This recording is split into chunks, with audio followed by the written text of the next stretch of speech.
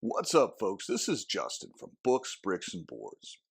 Back in the 80s, finding the new RPGs wasn't as easy as just hopping on the computer and checking the old Google machine out. Unfortunately, because of the scarcity of the hobby and the distance between the players, a lot of times games would fly under our radar. That's what I'm going to be talking about today, one of these such games. I used to be all about the comics. I love DC, but I also enjoyed the X-Men and Wolverine. The game that I'm going to talk about was made by the folks that created my favorite hobby, my favorite game, Dungeons and Dragons. So how then was it that it was 7 years after this game was released before I was able to find out that it existed? Well, that's because I didn't live next to a hobby store. So when my cousin from Chicago brought Marvel's Superheroes RPG by TSR to my house over a long holiday weekend, I fell in love immediately. I spent the entire night copying over the universal resolution chart and the character creation rules by hand with a pen and paper, and then diligently coloring in the boxes, foregoing any sleep that night, of course, because that was far more important. As a matter of fact, that same year, the only thing I asked for any gift-giving occasion was this game. And whenever I got my copy, I was so elated that me and my friends created hundreds of characters, and we even played several of them. But the question is, today, in 2024, is Marvel Superheroes RPG a superhero or a Shift Zero?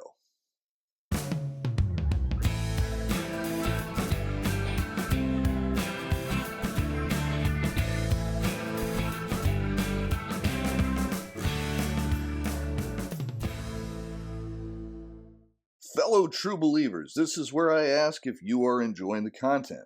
If you are, please be sure to like, share, comment, and subscribe, as that is the best way to keep me coming back for more. I could do this all day. If you want more and would like to meet the best gamers in the multiverse, head on over to Books, Bricks, and Boards Discord channel, link in the description. Trust me, true believer. History of the game. The Yellow Box. TSR, in the mature phase of AD&D's product lifecycle, was looking for other products to expand their consumer base. And after winning the rights to Marvel Superheroes IP, they put Jeff Grubb and Steve Winter together to create the first Marvel Superheroes RPG box set. Released in 1984, the same year as the ill-fated Indiana Jones RPG and the great companion set for Beckme D&D, this simple box consisted of a 16-page battle book, which provided bare-bones gameplay for novice gamers, all relayed in a format resembling a superhero-led tutorial, and a 48-page campaign book, which covered the game in more detail, including most notably 10 pages for creating your own custom superheroes. This section was cleverly titled The Origin of, and was introduced by Uatu, the Watcher. Throughout these books, the writing was unlike the writing style of other TSR products, more closely resembling the era's editorials by Stan Lee, found in the final pages of many of our favorite comic books. Aside from the Marvel bullpen art with all of the A-list superheroes represented, and the aforementioned writing style, the other thing that stood out about the game immediately was the resolution chart. Whereas most RPGs I'd played up to this point were a collection of different resolution mechanics to represent the multitude of different possible actions, this game had a single table with columns of descriptive adjectives: feeble, poor, typical, good, excellent, remarkable, incredible, amazing, monstrous, and unearthly. On the rows were numbers ranging from 1 to 100, and the intersecting cells were colored white, green, yellow, and red. This system, in my humble opinion, was far ahead of its time. Looking at the popularity of universal resolution mechanics in RPGs today, as well as the movement towards more simplified mechanical solution, this game is a marvelous, pun intended, innovation for the mid-1980s. This system worked by referring to the active power or ability rank column and then rolling a die and cross-referencing to a result. More on this a bit later. Another standout aspect of the game was its memorable abbreviated stat block, FACERIP, which stood for Fighting, Agility, Strength, Endurance, Reason, Intuition, and Psyche. Between these 7 abilities, you could pretty well cover any possible action that your hero might want to take. We'll cover the mechanics a little more later on, but I wanted to give you an idea of just how different this was from the rest of the games on the market at the time. This felt new, it felt weird, and it was wonderful. Of course, the Green Goblin showed up, and he pumpkin bombed the hell out of the place. But aside from that, it's pretty much the same thing. Aside from the 2 rule books with the unique resolution charts on the back, the yellow box contained a 16-page adventure titled Day of the Octopus, which is where most of the relevant stat blocks for adversaries could be found, at least in this initial product. Besides that, the box also had a great full-color double-sided map of the city broken down into areas, 2 10-sided dice, some 2-sided cardboard chits with representations of heroes and villains and citizenry, as well as some cards with images of superheroes on one side and their game stats on the reverse. All told, this yellow box offering was, like most of the TSR box sets of the time, a bountiful harvest for a creative mind to explore and build upon for months or even years. The Advanced Set. The original game was well received enough to warrant a follow-up, Advanced Set, to borrow some of D&D's terminology in 1986. TSR followed its design principles of the time by ensuring that existing materials would be compatible with both the original box and the Advanced box. Whilst this was a separate standalone game, it primarily offered an expansion of the materials that had been provided from the prior box set. It had a 64-page judge's book and a 96-page player's book. Inside, eager players and game masters would find more powers, more gear, more vehicles, more maneuvers, more characters, and additional rules for magic-wielding characters. All told, in the Advanced box, there were 45 heroes, 28 villains, and 9 characters that were deemed special entities, covering Asgardians and similarly cosmic-level characters. Let's do the list. Spider-Man. Guilty. The Incredible Hulk. Afraid so. Oh man, this is so cool. The X-Men. Now that you mention it.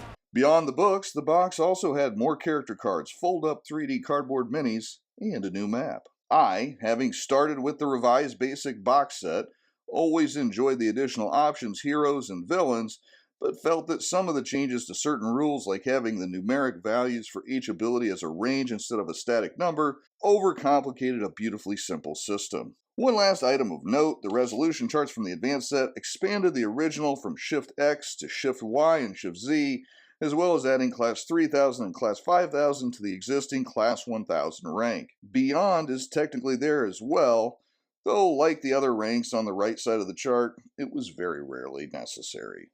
The revised basic set. By 1991, TSR decided that a new revised edition of the original yellow box was in order, again borrowing the basic terminology from their successful D&D line of products. Now, keep in mind, I am clearly biased, as this was my first edition of the game, but I find this to be an ideal foundation and introduction set for this system. Again, split between 2 books, this time the 64-page rule book and the 64-page campaign book. This version eschews the comic writing style found in the original yellow box in favor of a much more readable and playable presentation of the rules. It takes many of the lessons learned from the Advanced set, adding some of the additional maneuvers and greatly improving the 10-page hero creation rules from that yellow box. All the while, it also trims down the bloat and complication from some of the less necessary additions in the Advanced box. Don't get me wrong, the Advanced set is still very useful, but the revised basic box is more teachable, readable, and playable. The campaign book here contains 68 heroes and 18 villains, and the other box contents included more character cards, more 3D foldable cardboard minis, and a dual-sided map. There are also some short adventures in the rulebook for good measure. Expanding the game. As was TSR's MO at the time, they didn't waste any time expanding the line. They added dozens of adventures, a successful line of character books titled The Gamer's Handbook to the Marvel Universe, premium box sets covering specific characters and groups like the Uncanny X-Men, the X-Forces, the Avengers, the Lands of Doctor Doom, and the Webs of Spider-Man. Also as a box set option was the Deluxe Campaign City box, which provided more maps, detailed descriptions of areas of the city, and ideas for running a city campaign. Oh yeah, that's kind of nice. These products were further supplemented with the likes of the Realms of Magic, the Weapons Locker, and the Ultimate Powers book, each expanding the game rules considerably to cover every conceivable corner of the Marvel world. They produced a very serviceable judges screen, which included a hero's guide to the city. Of course, they also included a regular column in Dragon magazine titled The Marvel File, which gave stats to the newest heroes in the comic, as well as ideas for your own Marvel superhero RPG games. Of course, all these products use the gorgeous illustrations from the incredibly talented Marvel bullpen artists, really capturing a glorious moment in comic book history that is unlike anything that came before or since. How does it play? With the single resolution chart and only using D10s for dice, the system is fast and it's fun. To go just a bit deeper, characters have their 7 face rip abilities mentioned earlier in this video, and these help to determine a couple of variable abilities. The first of these is health, which is the sum of the FASE, fighting, agility, strength, and endurance rank values, and it represents what is commonly called hit points in most RPGs. The other is karma, which is the sum of the RIP values of reason, intuition, and psyche rank, and is a meta currency for impacting important roles, as well as the system by which players can advance their heroes' abilities and powers. A couple of less important abilities are resources, which is an abstract way of representing a hero's buying power, and popularity, which determines just how much fame or infamy a character possesses. In any instance that a hero needs to do something that includes a chance for risky failure, the judge will determine the relevant ability or power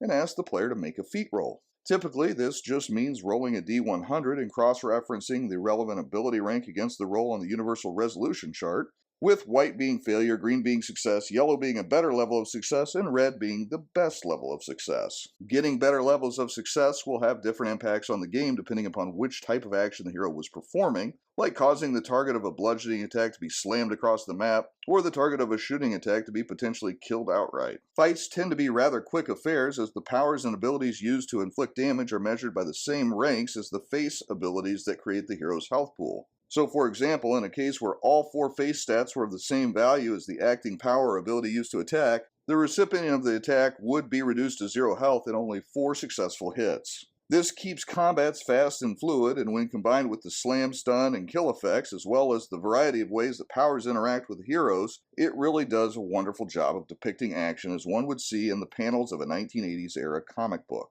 While the aforementioned covers the majority of feat rolls, there is another type that is important to mention here, being intensity feats. Occasionally, usually when attempting a non-combat or at least non-damaging action, players will need to perform an intensity feat. In this case, they compare their acting ability or power rank to the rank of the action that they are trying to perform. If their acting rank is more than 2 ranks higher, they succeed automatically. If it is 1 rank higher, they only need a green to be successful. If the ranks are equal, they need a yellow result to be successful. If their acting rank is 1 rank lower than the target intensity, they will need a red result to be successful. And if their ability rank is 2 or more ranks lower than the intensity rank, they are automatically unsuccessful. After all, try as she might, Aunt May will never be able to throw a tanker truck, no matter the roll on the D100. Is the Marvel Superheroes RPG worth playing today? In many ways, I think that the streamlined and elegant gameplay of this system is even more appropriate today than it was 40 years ago. With the Marvel movie hysteria seemingly over, now might be a great time to revisit a simpler time in comics when the concern was more about how the character was written rather than the actor who would be playing them. Whether you are a Marvel true believer, a DC fanatic, a Mirage truist, an IDW independent thinker, or any other brand you can imagine, this system can probably handle the stories you'd want to tell. Moreover, there is a great chance that the Face Rip community has already shared their version of your favorite IP on the internet. Unlike many of the other vintage games that I discuss on this channel, this one remains relatively affordable to this day, really only needing the 2 core books of any of the 3 starter sets for the game. These can often be found for $30 or less a piece online, netting a total investment of $60 for everything you need to play. Of course, if you wanted to be even more budget conscious, there is the excellent and free FazeRip and FaceRip Advanced Retroclone System, which is fully compatible with any materials that you might own or find for the original game. There are, of course, many easily found repositories of even more Marvel Superheroes RPG knowledge available on the web with just a minimal amount of searching. Like I said, in many ways, there may have never been a better time to play this game than right now. Character creation. So right now what I'm going to do is create a completely random Marvel role-playing hero. So I'm using the revised basic set because, in my opinion, this is the best way to learn the game and my favorite way to play the game. So I'm going to use the suggested system by the book, though there are some options in here that I'm not going to be exploring. So I'm going to roll on the Origins table to find out what type of character I'm going to get. I will note that I'm using the FazeRip character sheet and not the Marvel one because this one is just way better and it has all the same information. So I got a 31. I'm going to be a mutant. That would have made me happy whenever I was a young man back in the 80s and 90s. So mutants get the ability to increase one of their powers by 1 rank. This will become important later, but they also have to have their resources rank, that's their buying power, reduced by 1, and I know that their popularity is going to be 0, though it looks like that is actually missing. Oh, here it is. They call it fame here. It's 0 though. So now I'm going to roll in order my FazeRip abilities. And as you can see, here's the table. So I'm going to go a 38. That's good. Good is a 10.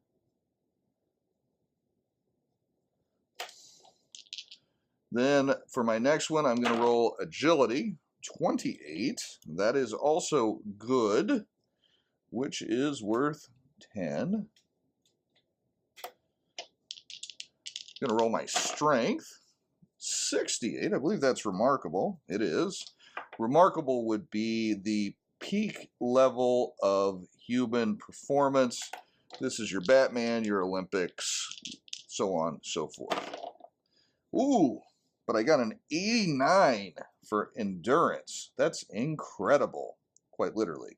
And it's worth 40 points. So now I have all of my FASE characteristics, so I know how much my health pool is. 40, 30, 20, or 40, 30, 10, and 10, so I've got 90 health. To give you an idea, an average human would have typicals there, and that would be 6 apiece, so they'd have 24 health. So I'm almost 4 times as hard to kill as a regular human. Now I'm going to roll for my reason, intuition, and psyche. And I got a 65, which is remarkable for reason. So my character is rather smart. I got a 62, remarkable for intuition. So he's aware of his surroundings. And I got a 52, excellent for his psyche. So, with those 3 added together, 30, 30, and 20, I have 80 karma points to start with. As a reminder, I can spend those to guarantee that I get a roll I need on an important action, or I can save them up and I can use them to increase some of my other stats and abilities. So now, I'm going to roll to see how many powers I get. 43. So I got 3 powers, and it does mention that the default way of selecting powers, you roll your category, and then you can select any of the powers within that category. You can randomly roll each power as well, but then you end up with some odd combinations that don't always make a lot of sense. For the purposes of this video, I'm going to roll the category, and then I'm going to select the individual power. So, for the first category, I've got matter control powers. I'm going to write those down at the bottom so I remember what ones I can select from, because it might influence other selections. 48. Body control powers. I'm really kind of hoping that I get a movement power, which would require a roll between 11 and 15, because I know that super speed is automatically one rank above your endurance. So that means that I could have super speed of amazing or 50 because I have such a high endurance. That would be awesome. But I didn't get that. I got a 76, which is body alterations offensive. So, with that said, let's flip over to the next page and see what options we have. So first off, we have matter control powers, and those are earth control, air control, fire control, water control, and weather control. Body control powers are growth, shrinking, invisibility, elongation, shapeshifting, body transformation, animal transformation self, raise lowest ability, alter ego, and phasing. And for the offensive body alterations, I could have extra body parts, extra attacks, energy touch, paralyzing touch, claws, or rotting touch. I think I know what I'm going to go with. I'm going to go with fire control, and I am going to go with animal transformation self, and I'm going to go with claws. And I'm going to make my character a real-life depiction of Smokey the Bear. And I will control fires with my control fire matter control power. I'm going to be able to turn into a bear, and even when I'm not in my bear form, I'm going to be able to use my claws. So let's roll for some power ranks. So these are going to use the same tables as the abilities rolled before. So let's see what we got. 34, so my fire control is going to be good. Keep in mind that because I'm a mutant, I can raise one of these by one rank. So I've got a good 10 fire control. Ooh, I got a 98. Now this is what I'm talking about. So for my next power, I'm going to have amazing, and it's probably going to become monstrous. So let's go to animal transformation self, make sure that that's one I have to roll for. I assume that it is. Otherwise, it'll be my claws.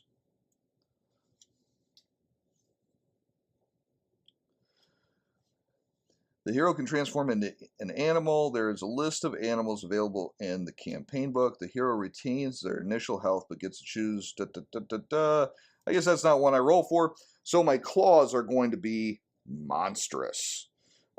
So we're going to go animal transformation self. And as I said, doesn't look like you roll for that one, so there's no ability rank there. But for my claws, I rolled amazing. I can raise one of my powers by one rank because I'm a mutant. So that's going to go to monstrous 75. Now you might be thinking, wow, that means you get to do 75 points of damage with your claws? Unfortunately not. Whereas most powers, you get to do whatever your rank is in damage. I believe claws, that's just their material strength. Let's take a look. The hero can make edged attacks against targets for up to power rank damage or strength, whichever is less. The hero cannot choose lesser effects while using his claws. The power rank of his power is also the material strength of the claws to determine how effective they are against other materials. So, when I'm trying to rip through a door, I'm going to use monstrous for my value. But when I'm trying to rip through a character, I'm only going to use remarkable. Still, that's 30 points of damage. That's not too shabby. So let's go on to the next part of character creation. I need to get my talents. So rolling for how many talents I get. 33.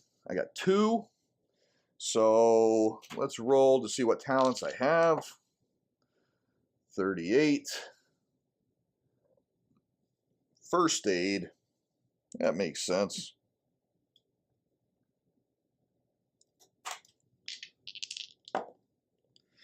And 61. Business. So you can kind of see how an emergent narrative might start to develop from your character as you fill out these different options. You know, my character probably worked in the corporate industry of some sort, maybe in finance, and decided he wanted to devote himself to stopping forest fires because he saw one too many Smokey the Bear commercials on TV. I do need to roll still for my resources. I got an 87, which is a great roll. Unfortunately, because I'm a mutant, mine drops by 1 rank. So instead of the incredible I rolled, I get remarkable, which still is representative of that business background. Remarkable would be somebody that owns a very successful company level of wealth. You may notice that there are contacts listed on the character sheet here.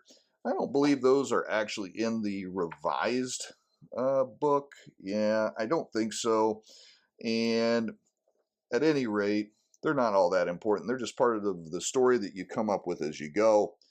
But there is Smokey. Smokey's got good fighting, good agility, remarkable strength, incredible endurance, remarkable reason, remarkable intuition, and excellent psyche. He has good fire control. He can transform himself into any basic animals. And he has monstrous level claws. He's got 90 health and 80 karma, and he's skilled in first aid and business. His wealth is remarkable, and his fame is 0. Summary. And that, my friends, is the Marvel Superheroes RPG by TSR. If you've not tried this game, do yourself a favor and get some friends together and give it a go. You'll find that all the way back in 1984, designers were quite capable of creating simple, robust, and very playable systems that could bring to life the heroes from the comics, placing them squarely on your kitchen table. Would I play this game again today? Absolutely. As a matter of fact, I've started playing it with my 6-year-old already, and he's having just as much fun with the game as I did nearly 35 years ago. That's where I stand on this game, but what do you think? Have you ever tried Marvel Superheroes RPG, or its different retro clones? If not, did you ever play any of the competitors like Champions, Mayfair DC, or Villains and Vigilantes? Tell me about your experiences in the comments. I'd love to start that discussion with you. Until next time, this has been Justin from Books, Bricks, and Boards. Good gaming, and God bless. Excelsior. Oh, you got that right.